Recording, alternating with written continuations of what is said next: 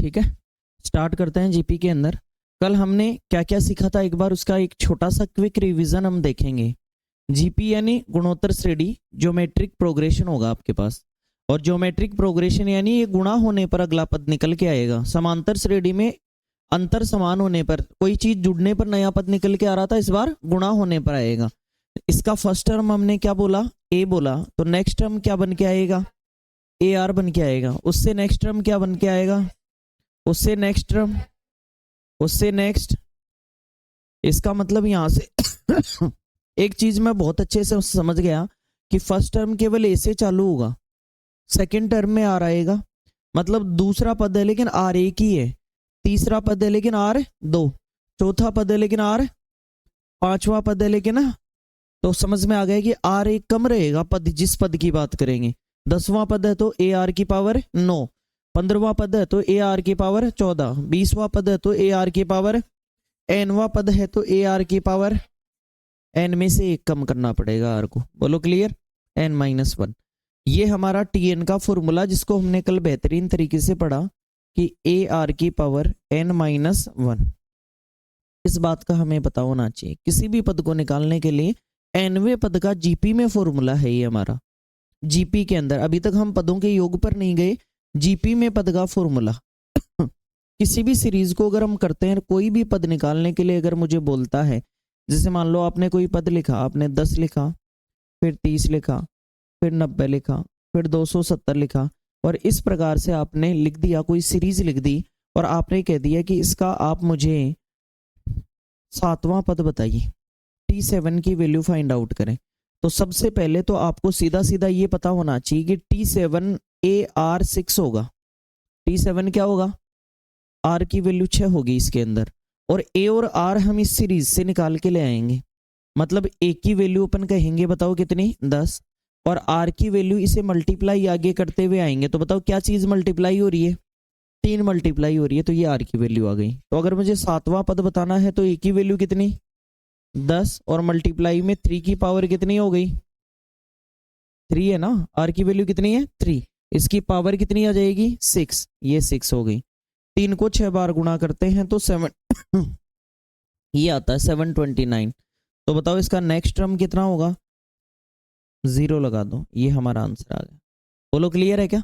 दोबारा ध्यान दें, ये हमारे पास कोई जीपी है, गुणोत्तर श्रेणी में गुणा करने पर अगला पद निकलता हुआ नजर आता है, और गुणा करने पर नेक्स्ट टर्म आता है, तो फर्स्ट टर्म ए है और गुणा 3 हो रहा है, इसका मतलब आर की वैल्यू कितनी हो गई 3।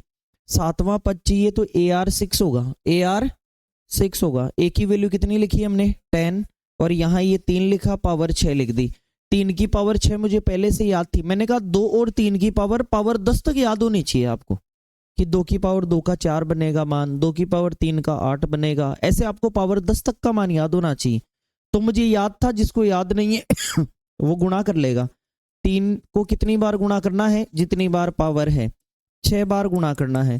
तो बताओ 3 तियां 9 का 3 गुना, 27 का 3 गुना, 81 का 3 गुना, 243, 243 का 3 गुना। तो मुझे अगर ये सीधा ही याद था तो मैंने यहाँ सीधा लिख दिया 729 और गुणा 10, 10 से गुणा करने पर सीधा 0 लगा देते हैं, 7290 आपका आंसर आ रहा होगा। बोलो क्लियर।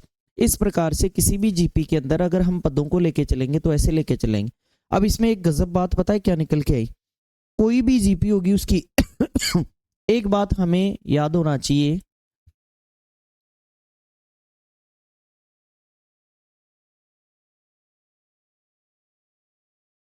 क्या लिखा मैंने, no term in a GP is 0। इसका मतलब किसी भी जीपी में कोई भी पद कभी भी क्या नहीं होगा, 0 नहीं होगा। ध्यान रखना, कभी भी कोई टर्म क्या नहीं होगा, क्योंकि 0 से गुणा होके तो सारी चीजें 0 ही हो जाएंगी, फिर वो जीपी कैसे बन पाएगी, कभी नहीं बन पाएगी।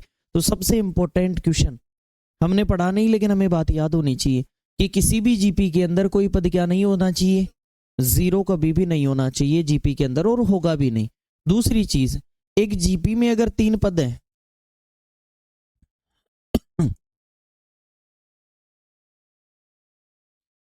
देखो इंग्लिश में है लेकिन मैं हिंदी में बता रहा हूं कि यदि एबीसी जीपी में है, if ABC are in GP, अगर एबीसी जीपी में है तो एक गजब बात याद रखना, बी स्क्वायर बराबर एसी होता है। Very important. पूरी मैथ में जो काम में आने वाली चीज है ना वो यही है। यह है कंपाउंड इंटरेस्ट में, चक्रवृद्धि ब्याज में भी ये वाली बात काम में आती है। कौन सी बात? कि आपके किसी भी जीपी के अंदर अगर तीन लगातार कॉन्जिक्यूटिव टर्म्स बता रहा हूं मैं, ये तीन लगातार पद हैं, तो उसमें मध्य पद का स्क्वायर शेष दोनों पदों के गुणा के बराबर होगा। आप कहीं भी इस चीज को चेक कर सकते हैं। कैसे? सर हम तो यहीं चेक करेंगे। कर लो चेक। बताओ 30 का स्क्वायर 900, 30 का स्क्वायर गुणा करो इन दोनों को, 900 आता है कि नहीं आता? आया या नहीं आया? आ गया। किसी भी पद के लिए देख लो, 90 का स्क्वायर 8100, 9 का 81, 0 का 00, 8100 गुणा करो 27 81 और 00, कितना आया? 8100। पूरी जीपी में कहीं भी लगातार तीन पद पकड़ लो, बीच वाले पद का वर्ग बराबर साइड वाले दोनों का गुणा। बेहतरीन कॉन्सेप्ट, और बहुत सारे ऐसे क्वेश्चन बनते हैं जो यहां से फॉर्मेशन बनता है, गजब सवाल बनते हैं। तो किसी भी जीपी के अंदर मैं ये सिखाना चाह रहा हूं आपको कि किसी भी जीपी के अंदर ये तीनों पद हमारे, बताओ किस प्रकार से हैं? कॉन्जिक्यूटिव है, लगातार हैं। तो अगर एबीसी लगातार पद हैं एक जीपी के अंदर, तो उस जीपी में सदैव बी स्क्वायर बराबर क्या होगा? एसी। ऐसा ही एपी में भी होता है। हमने एपी में, अगर आपने नहीं पढ़ा है तो एपी में यहां सुन लो, किसी भी एपी के तीन पद है, कोई एपी से ही पता लग जाएगा आपको। मैं कोई भी पढ़ा लिख देता हूं तो बताओ वो एक एपी बन गया क्या? अगर मैं कोई भी टेबल लिख देता हूं तो ये ये एक एपी है या नहीं है? एपी का इससे पता लगा कि हर जगह दो जोड़ने से आ रहा है, तो ये एक एपी है। अब इस एपी के अंदर आपसे कहा गया, क्या कहा गया? कि इस एपी के लिए भी ऐसा कोई कॉन्सेप्ट होता है क्या? तो मैं कह रहा हूं कि अगर तीन लगातार पद किसी एपी के हैं, अगर तीन लगातार पद किसी किसके हैं? एपी के, तो याद रखना 2b बराबर a प्लस सी होता है। इस एपी के लिए कहीं भी आप ये करके देख लो, आप चेक करके देख लो, आंसर यही बन रहा होगा। अगर किसी भी एपी के अंदर तीन लगातार पद अगर ऐसे हो रहे होंगे तो आप इस प्रकार से करेंगे। जैसे देखिए, बताओ बीच वाले तीन लगातार पद हैं, तो बीच वाले पद का दो गुना शेष दोनों के योग के बराबर लिखा मैंने, लिखा। तो देखिए 4 का दो गुना और 6 और 2, बोलो बात क्लियर है? आगे नेक्स्ट बताओ 6 का दो गुना 8 और 4, ऐसे ही 8 का दो गुना और 10 और 6। इस प्रकार से हमारी एक सीरीज बन जाती है पूरी। ये बेहतरीन कॉन्सेप्ट है। ये दोनों बातें हमें, चाहे हम कुछ भी कर रहे हों, लेकिन ये दोनों बातें हमें एपी और जीपी की पता होनी चाहिए कि किसी भी समांतर श्रेणी के अंदर बीच वाले पद को, तीन लगातार पदों में बीच वाले पद को दो गुना करने पर शेष दो पदों को जोड़ने के बराबर मान आता है, और किसी भी जीपी के अंदर बीच वाले पद का वर्ग करने पर शेष दो पदों के गुणा करने पर आता है। बोलो क्लियर है क्या? इतना नॉलेज हमें होना चाहिए। तो जितना मैंने बोर्ड पे लिख रखा है इतना आपको एक बार नोट करना है।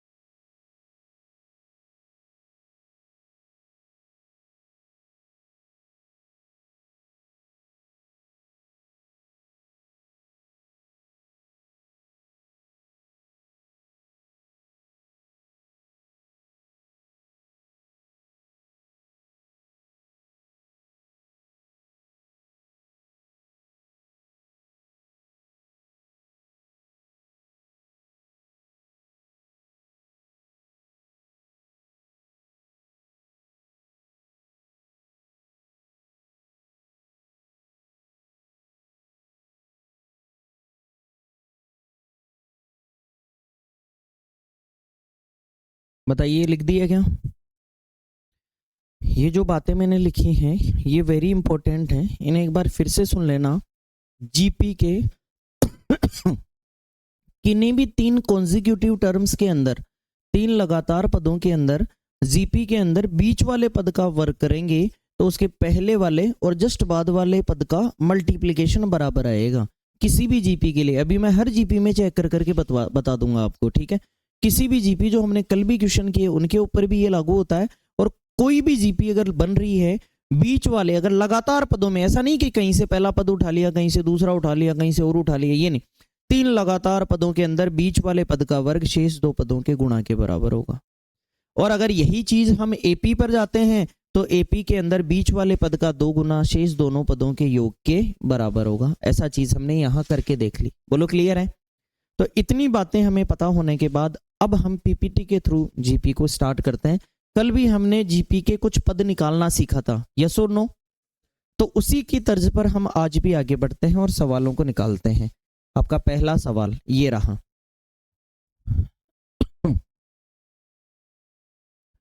यदि पहला पद 125 है और कॉमन रेशियो 2/5 है तो जीपी का 4th टर्म, चौथा पद आपको ज्ञात करना है। सामने लिखा हुआ सवाल।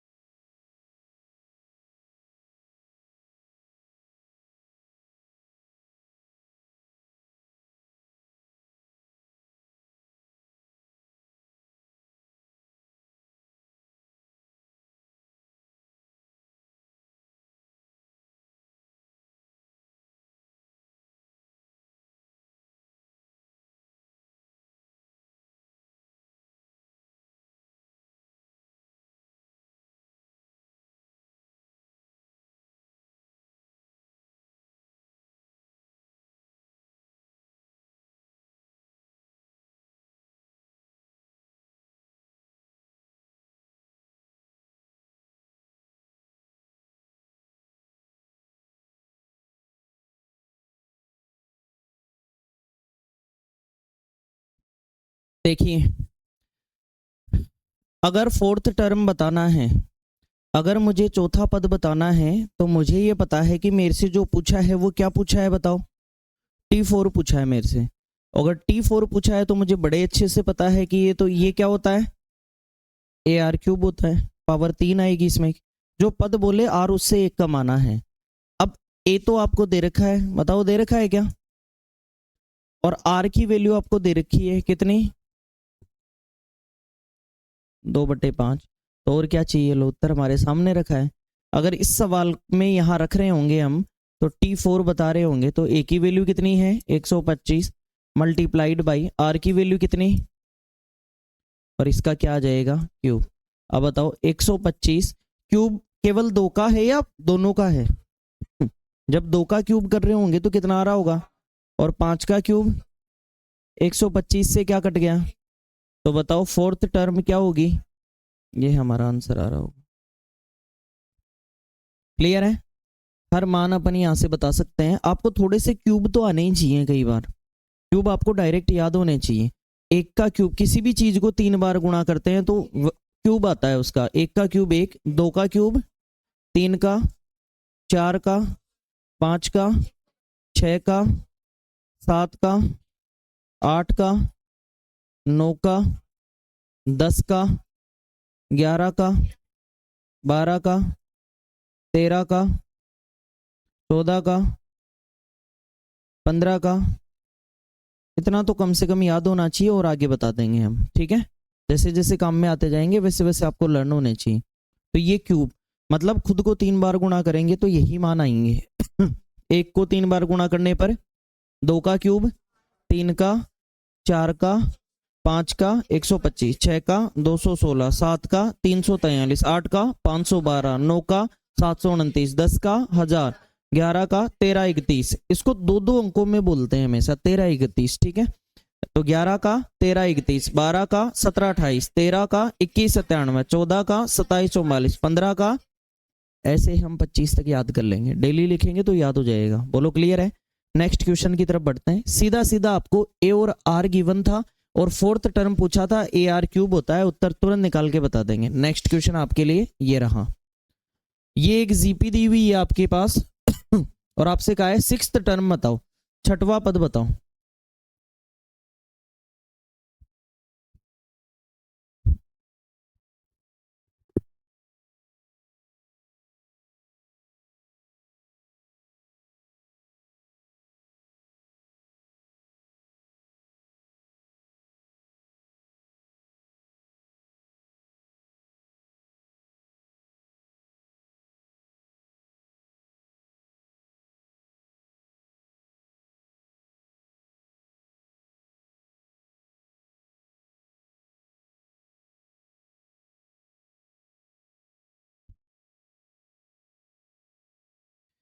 देखिए आप वो वाली चीज भी चेक कर सकते हैं। कौन सी? बी स्क्वायर बराबर ए सी भी आप चेक कर सकते हैं। अगर इसमें किसी भी पद के लिए बताओ, 12 का स्क्वायर 36 का 4 गुना भी 144 आएगा। तो आप वो वाली चीजें चेक कर सकते हैं, ठीक है। अब देखिए यहाँ पे आपको सिक्स्थ टर्म चाहिए, छठवां पद। इसका मतलब T6 चाहिए और T6 ए आर की पावर कितना होगा? 5 होगा। आर एक कम रहेगा। बताओ इस श्रेणी के अंदर ए का मान कितना? 4। और आर का मान कितना है जो गुणा हो रहा है? मतलब अगले पद में पहले पद का भाग देने पर मिलेगा। बताओ कितना आएगा? 3। तो यहां जब हम वैल्यू लिख रहे होंगे तो T6 मिल रहा होगा। ए की वैल्यू कितनी? 4। और आर की वैल्यू कितनी? 3। और 3 की पावर कितना? मैंने कहा था ना 2 और 3 की पावर 10 तक के मान आपको पता होना चाहिए। 3 की पावर 5, 243। और 4 गुना करेंगे तो क्या आपका आंसर आ रहा हो? किस किस का आंसर आ गया था? ठीक है।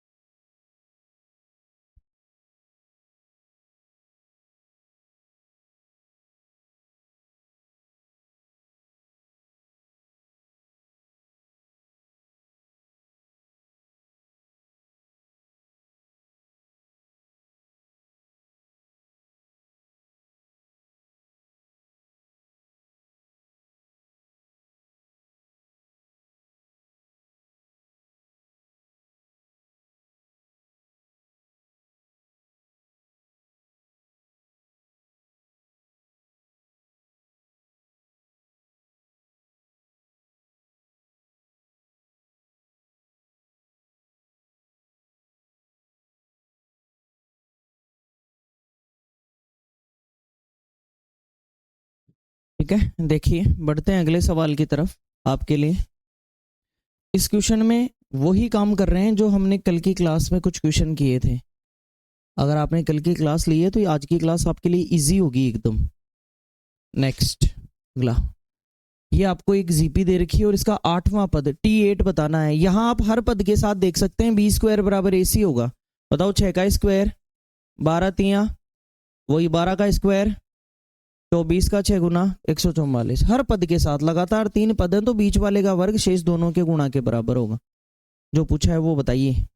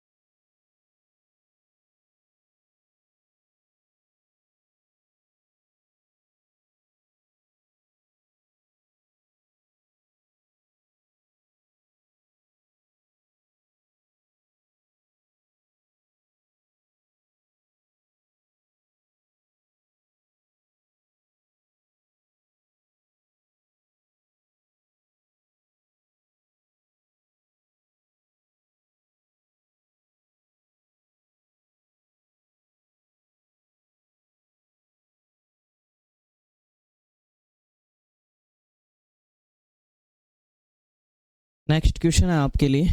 अच्छा ये करवाना है ना, बताइए ए की वैल्यू इस जीपी के अंदर कितनी है, आर की वैल्यू कितनी है। दूसरे में पहले का भाग देने पर पता लग जाता है कितना गुणा करने पर आया है। T8 आपसे पूछा है, सीधा हमें पता है ए आर की पावर कितना होगा।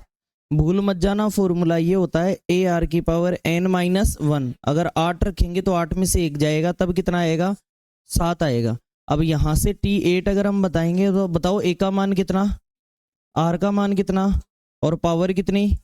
2 को 7 बार गुणा करके लाना पड़ेगा। 2 को गुणा कर सकते हैं अगर आपको नहीं आ रहा हो तो। 2 दूनी 4, 4 दूनी 8, 8 दूनी 16, 16 का डबल 32, 64 और 128 आ जाएगा। अगर 2 की पावर 7 है तो कोई भी चीज इतनी बार पावर में, इसका मतलब वही चीज उतनी बार गुणा होगी। तो कुल मिला के यहाँ पर 3 गुणा 128 होगा। अब देखो 100 का 3 गुणा 300 और 28 का 3 गुणा 84, तो कुल मिला के ये हमारा उत्तर आ रहा होगा।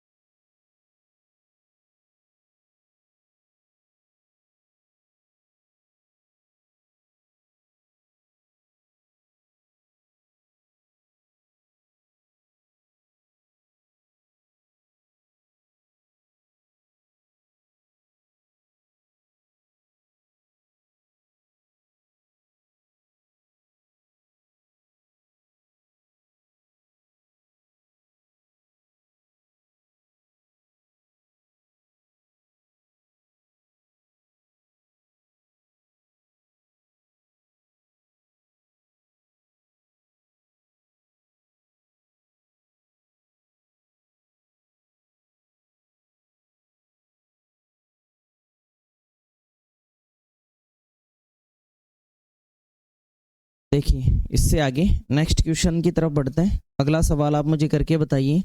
ये एक जीपी है, इन द एंड एन संख्याओं का योग, इस बार योग दे रखा है, सॉरी। अब एक बार पहले आप योग का फॉर्मूला देख लो, फिर उसके बाद में ये लगाना। आप एक बार हम योग का फॉर्मूला देख लेते हैं। योग का फॉर्मूला कैसे आएगा। अभी तक हमने केवल टीएन देखा था, अभी तक हमने क्या देखा था, टीएन। ये था ए आर की पावर n-1। जैसे एक जीपी के अंदर था एनवा पद, एपी के अंदर एनवा पद क्या था, a plus n-1 into D.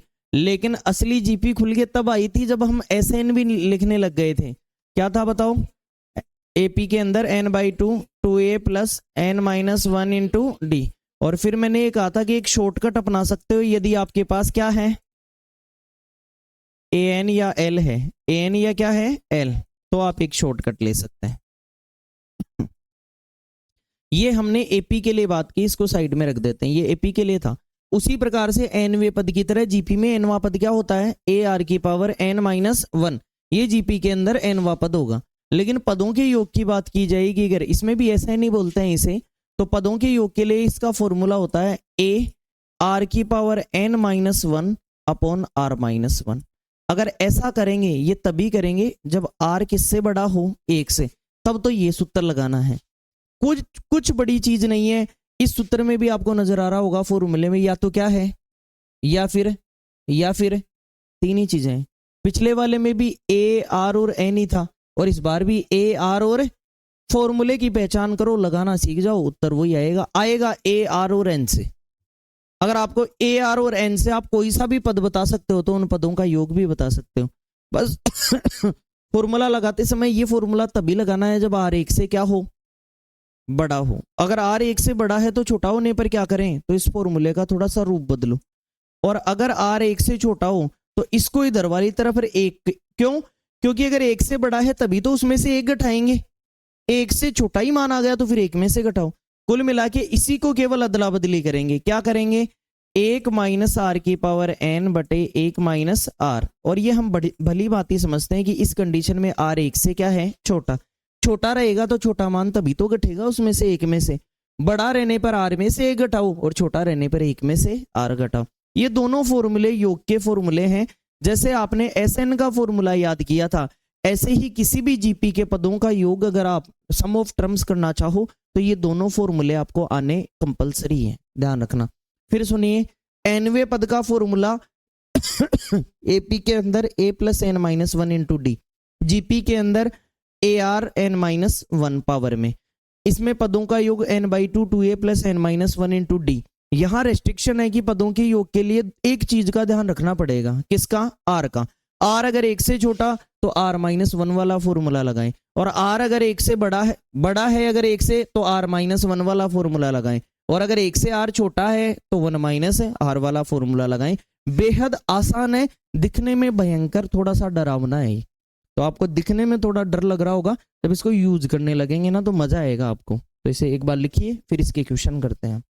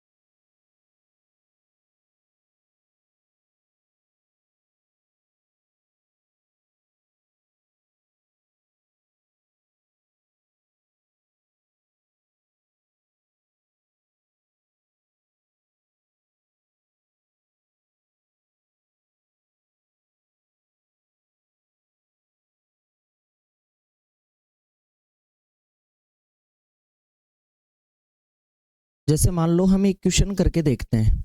एक क्वेश्चन मैं समझाता हूँ योग का, फिर हम आगे बढ़ेंगे।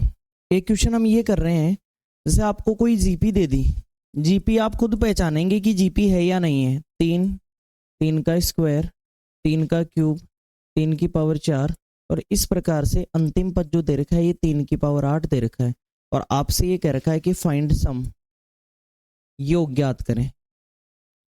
तो अब ये बताओ, इस चीज को देखकर आप पहचान पा रहे हो क्या कि ये एक जीपी है? कैसे पता लगा? हर पद में एक 3 की पावर ऐड होती जा रही है, इसका मतलब हर पद में 3 गुना होता जा रहा है। बोलो, ये 3 होता है, ये 9 होता है, ये 27 होता है, ये 81 होता है, तो हर बार 3 गुना होता जा रहा है। या फिर आप पावर एक एक बढ़ती जाए तो भी हमेशा पहचान जाया करो कि यह एक जीपी है। क्या है? जीपी। और जीपी है तो ये 3 है, 3 है तो 3 की पावर कितनी है? Power 2, power 3। पावर अगर एक एक बढ़ती जाए तो हमेशा कंफर्म मान लेना कि यह एक जीपी है। इस पावर अगर बढ़ रही है तो इस जीपी के अंदर ए की वैल्यू कितनी, आर की वैल्यू भी। आर एक से छोटा या बड़ा? बड़ा। बड़ा है तो कौन सा फॉर्मूला, नीचे वाला या ऊपर वाला? ऊपर वाला फॉर्मूला लगेगा पदों के योग के लिए। तो अगर मुझे सम ऑफ एन टर्म्स, यानी यहां पर कितने पद हैं? 8 पद है। कितने पद है? एन की वैल्यू क्या है? 8 है। एन की वैल्यू क्या है? कैसे पता लगा? एन की वैल्यू 8 का कैसे पता लगा? कैसे पता लगा? पद कितने लिखे हुए हैं? 8 लिखे हुए हैं। क्यों? क्योंकि पावर कहाँ से चल रही है? फिर फिर फिर कुल मिला के पावर कहाँ तक गई? तो आपसे कहे कितनी चीजें लिखी हुई हैं? 8 चीजें लिखी हुई हैं। पावर 1 से चालू करके पावर कहाँ तक? 8 तक। तो आप पहचानेंगे ना खुद ही। भाई आपसे पूछे कितने पद हैं तो आप कहेंगे 8 पद हैं। कैसे पता लगा? 1 से चालू हो गया 8 तक लिखे हुए हैं पावर में। बोलो क्लियर? लगातार, बीच में कुछ हमने और कुछ लिखा ही नहीं है। तो अगर आपसे एन का मान भी पूछे इस सवाल में तो एन का मान कितना हो जाएगा? 8। अब आपसे पूछा है कि सम ऑफ 8 टर्म्स जीपी का, तो आपके पास आपको पता है कि a इंटू आर की power n minus one upon r minus one. ये तभी लगता है जब r क्या हो, बताओ। अगर 1 से बड़ा नहीं हो तो इसको बदल देंगे, एक इधर उसमें से एक घटाएंगे, एक में से आर घटाएंगे। बोलो क्लियर? अब यहाँ पर हमारे पास सारी चीजें हैं तो यहाँ रखेंगे ना, उत्तर आएगा हमारा बिल्कुल। बताओ एक की वैल्यू कितनी? यहाँ 3 की पावर कितनी? एन का मान कितना है? माइनस में 1 और बटे में 3 माइनस 1।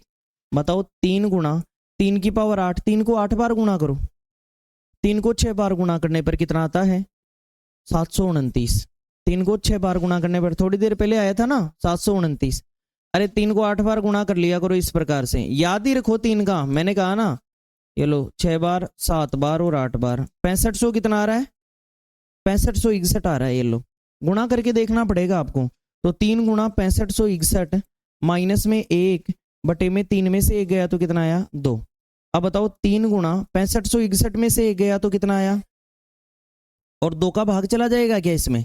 चला जाएगा। 2 से पहले 6 में भाग दो 3 बार, 5 में 2, 2 दूनी 4, 1 बच गया 16 हो गया, 8 दूनी 16 और 0 लगा दो, मतलब 3280 का कितने गुना? 3 गुना। 3 से गुणा करो, 0 तो लास्ट में क्या रहेगा? 8 तिया 24 हासिल की 2, 3 दूनी 6 और 2 3 तिया, ये हमारा डेफिनेट आंसर होगा। और ये एक बेहतरीन सवाल है जो कम से कम एग्जाम्स में 10 बार आया होगा, कम से कम एग्जाम्स में 10 बार। अगर किसी भी जीपी के पदों का योग करना है तो हमें सबसे पहले ये पता होना चाहिए कि वो जीपी है या नहीं है, और उसमें ए और आर हमें पता होना चाहिए और एनवा पद पता होना चाहिए। तो एन पदों का तो मुझे पता था, पद कितने हैं? 8। पहला पद कितना? 3। क्या गुणा होके आ रहा है? 3। कैसे पता लगा? आप मान निकाल लो ना, यहाँ 9 आया और यहाँ 3 आया, दूसरा पद बटे पहला पद कर दो, 3 आ रहा है हमारे पास। अब जब हम ये देखेंगे कि आर 1 से बड़ा है तो हम ये वाला फॉर्मूला लगाएंगे, आर अगर 1 से बड़ा है तो। और अगर 1 से बड़ा है तो ये फॉर्मूला लगाया, ए की जगह ए का मान, आर की जगह आर का मान, एन की जगह एन का मान, आर माइनस 1 कर दिया हमने। 3 8 बार गुणा किया तो 6561, 1 गया तो 6560, 2 का भाग दे दिया तो 3280, 3 गुणा कर दिया, उत्तर तक पहुंच गए हम। नोट कीजिए इसे।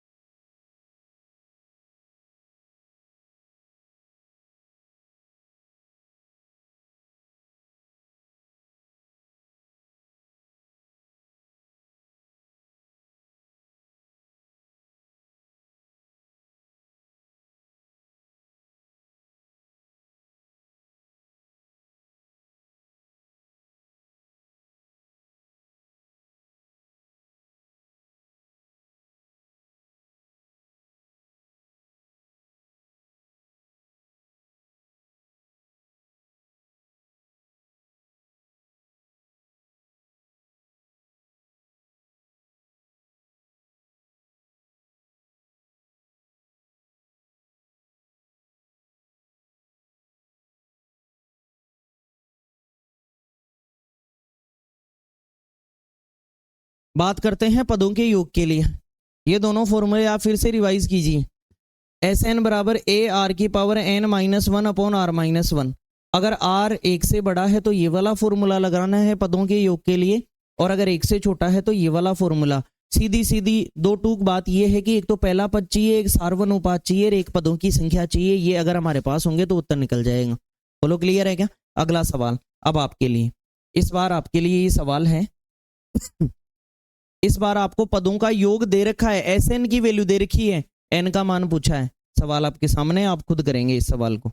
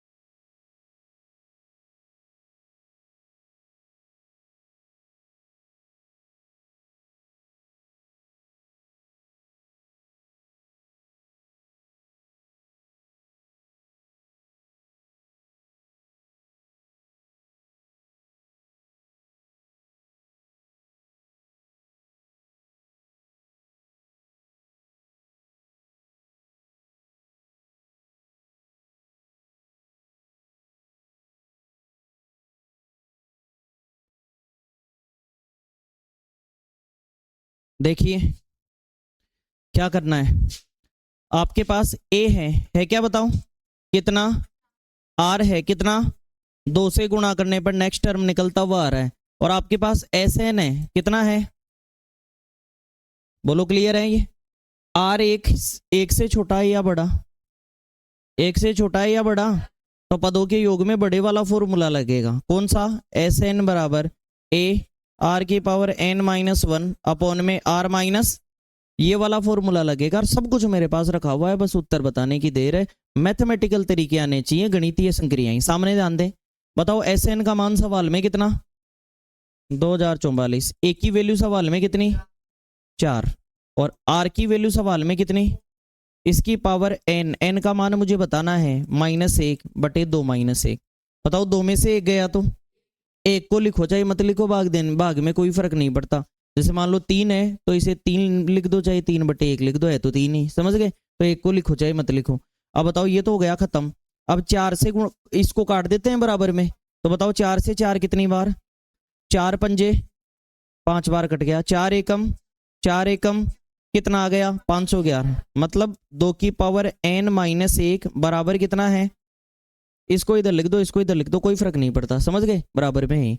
अब एक इधर माइनस का इधर आके 2 की पावर n बराबर कितना आ गया, आपको मान 2 का बताना है या n का, n आधार में है या घातों में, घातों में, पावर में है। और जब कभी भी पावर में हो तो बात में ही मान बता नहीं सकते, तब हमें घातांक करने का एक नियम यूज करना पड़ेगा कि अगर a की पावर m है और अगर a की पावर n है, तभी आप घातों में पहुंच सकते हो कि यदि आधार बराबर तो घातें भी बराबर, आधार बराबर तो घातें भी बराबर, m का मान किसके बराबर हो जाएगा, n का। तो क्या करें फिर सर, मैंने कहा 2 की पावर में इसको देखो बनता है या नहीं बनता, अगर बनता है तो बताओ 2 दूनी 4 दूनी 8 का डबल, 16 का डबल, 32 का डबल, 64 का डबल, 128 का डबल, 256 का डबल, 512। सर यहां हम जंग जीत गए, 512 बन गया, लेकिन 2 कितनी बार आया, 1 2 3 4 5 6 7 8 9, 2 की पावर 9 से बनेगा। तो सर काम हमें नजर आ रहा है कि 2 की पावर n बराबर 512 और कुछ ही नहीं है, 2 की पावर क्या है, आधार बराबर तो घातें भी, आधार बराबर तो घातें भी, आधार बराबर तो घातें भी। अगर ये 2 बराबर है तो n का मान क्या कहलाएगा, ये निकालने के लिए तो हम मेहनत कर रहे थे सर। बोलो क्लियर है क्या, नोट करें।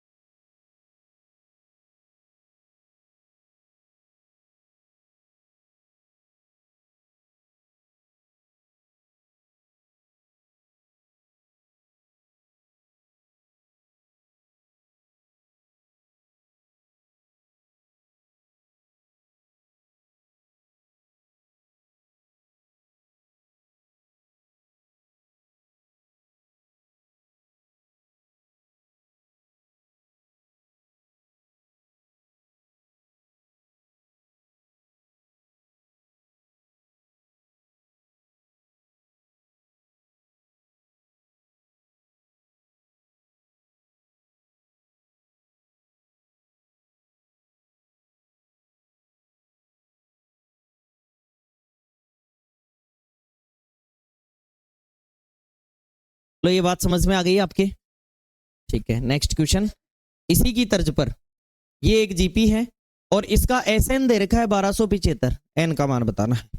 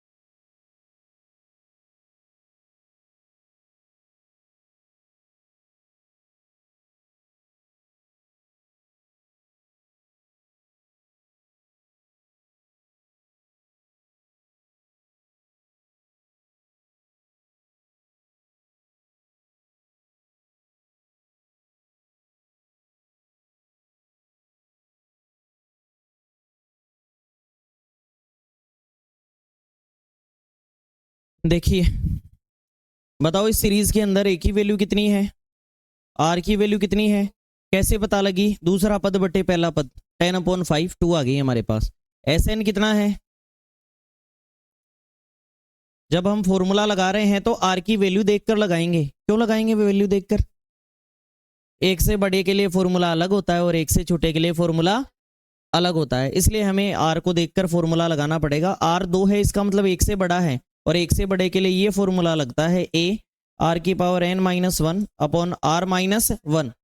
अब ए की वैल्यू एस एन की वैल्यू दे रखी है कितनी? ए की वैल्यू कितनी? 5। आर की पावर एन, आर लिखेंगे 2, 2 की पावर एन माइनस 1 और बटे 2 माइनस 1 लिखो चाहे मत लिखो, एक आना है नीचे से। बोलो क्लियर?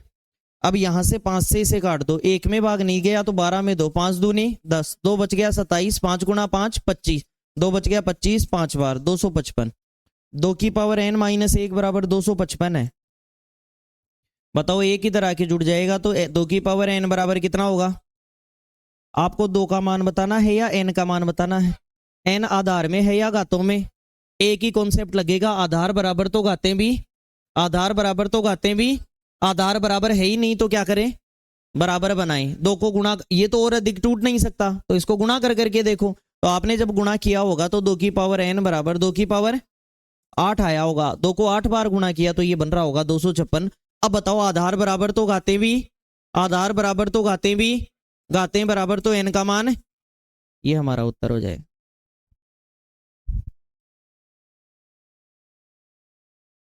सबने कर लिया होगा।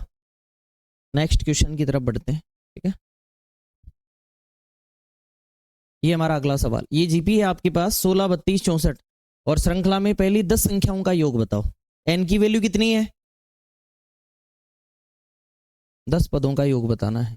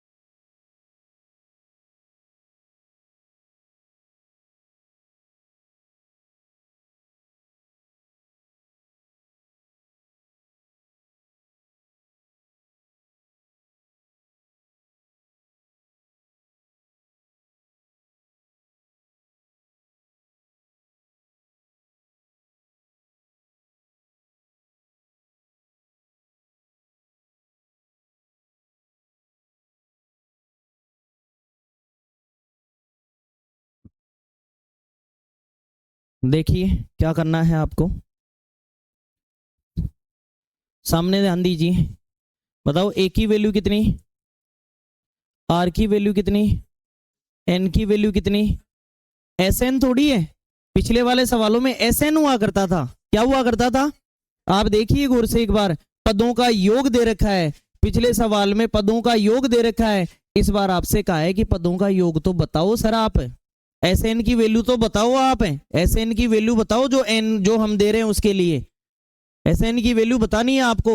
और एस एन का फॉर्मूला आर देखकर लगेगा, क्या देखकर, आर एक से छोटा है या बड़ा है क्या, तो बड़े वाला फॉर्मूला लगेगा, एस एन बराबर ए आर की power n minus one upon r minus, सब कुछ तो दे दिया, एस एन तो बताना है, एस एन की जगह 10 नहीं लिखना, अगर ये यहां ये होता कि योग 10 है तो हम एस एन की जगह 10 लिखते, एस एन तो आपको बताना है इस बार, सम ऑफ कितने पदों का बताना है, सम ऑफ 10 टर्म्स, सामने ध्यान दीजिए, सम ऑफ 10 टर्म्स ऐसे लिखना है आपको, और ए की वैल्यू लिखनी है, ए कितना है, आर कितना है, पावर एन कितनी है, माइनस में बटे 2 माइनस, आइए एक बार 10 पदों का योग निकल के सामने आएगा, 16 गुणा 2 की पावर 10 1000, माइनस में बटे में, ओवरऑल एक हमारे पास आया 16 गुणा 1024 में से एक गया तो 1000, फाइनल आंसर बताओ।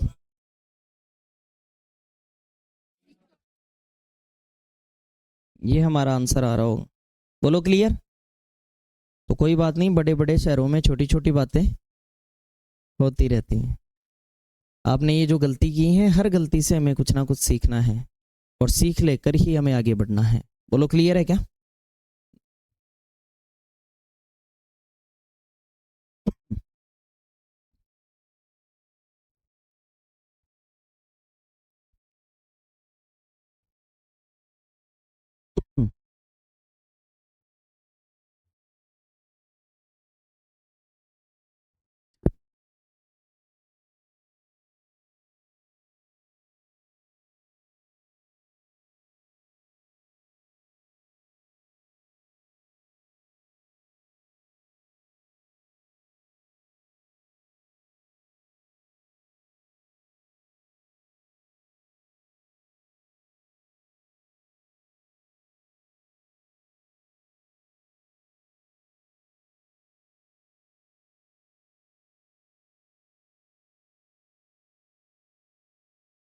ठीक है, देखिए नेक्स्ट अगला सवाल, गुणोत्तर श्रेणी का 7वां पद उसके चौथे पद के 8 गुने के बराबर है तो उसका पहला पद क्या होगा, यदि 5वां पद 48 है, ये क्वेश्चन आपको सोल्व करके बताना है।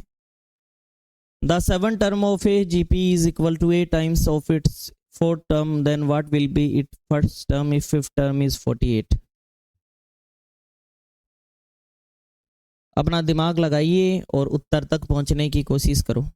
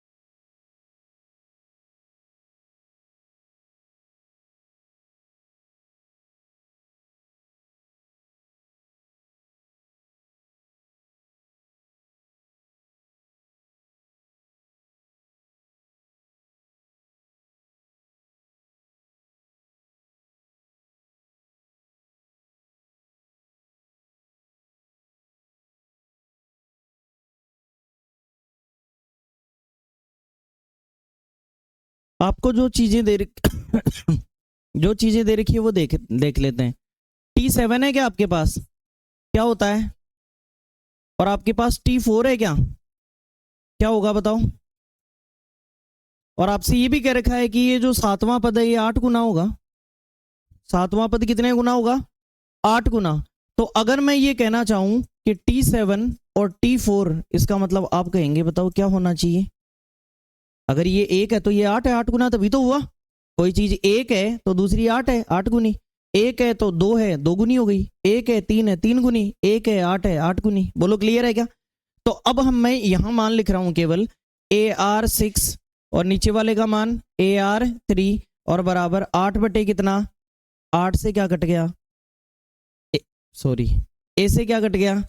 ए कट गया। अब क्या मिल जाएगा हमें? आर। आर का क्या करेंगे सर? अचार डालेंगे। तो चलो थोड़ा अचार डाल लेते हैं। कैसे? ए का मान आपसे पूछा है और आपको पांचवा पद दे रखा है, तो पांचवें पद में AR4 होता है क्या? पांचवें पद में क्या होगा? AR4। पांचवें पद में क्या होता है? AR4। या तो मेरे पास ए हो या फिर मेरे पास आर हो, तो उत्तर आता हुआ नजर आएगा। बोलो क्लियर है क्या? तो ए या आर में से कोई ना कोई चीज यहां से निकालनी पड़ेगी। तो बताओ आर ऊपर कितनी बार है और नीचे कितनी बार? फिर देखना, सामने ध्यान दे। आर ऊपर कितनी बार और नीचे 3 बार, में से 3 बार कट गया तो आर कितनी बार बच गया? बताओ आर का क्यूब बराबर 8 बटे 1 कितना? थोड़ी देर पहले मैंने आपको एक चीज बताई थी। क्या बताई थी? अच्छी इज्जत वाली बात बताई थी। ये वाली बात बताई थी कि 1 का क्यूब कितना, 2 का क्यूब कितना। इसका मतलब मैं यहां से अब वापस जाके आपको कह सकता हूं ये वाली चीज। क्या? कि किस चीज का क्यूब 8 होता है? 2 का। तो बताओ आर का मान कितना हो गया? वास्तव में हम कर क्या रहे हैं? हम और कुछ नहीं कर रहे हैं, हम ये वाली चीज कर रहे हैं कि आर का क्यूब बराबर 8 है, तो आर का क्यूब बराबर 8 को क्या लिख सकता हूं? 2 का क्यूब। और थोड़ी देर पहले हमने पढ़ा था आधार बराबर तो घातें भी, आधार बराबर तो घातें भी, आधार बराबर तो घातें भी। अगर घातें बराबर तो आधार भी, घातें बराबर तो आधार भी, घातें बराबर तो आधार भी। आर का मान क्या हो गया? क्या करें? यहां लिख दो। बोलो क्लियर है क्या?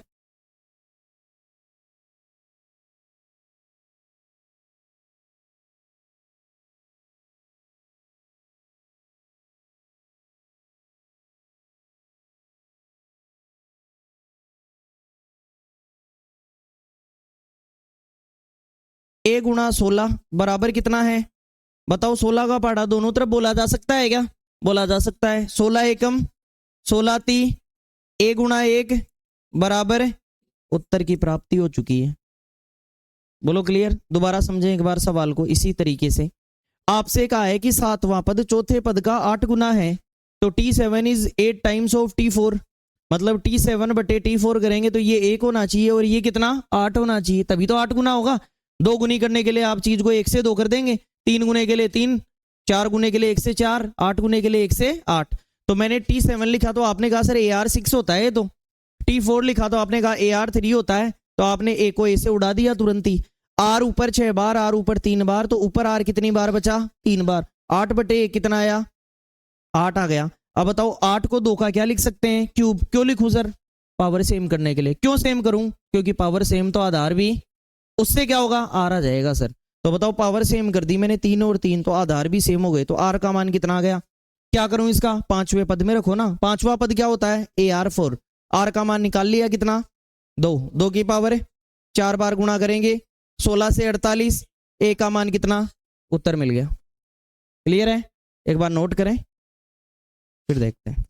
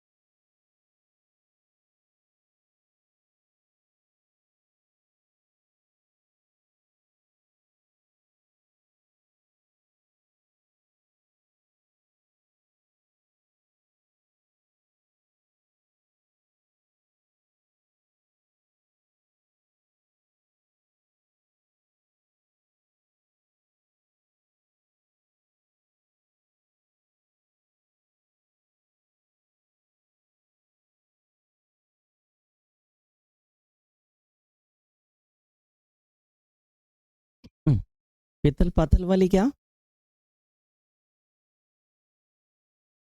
और भी हैं बहुत।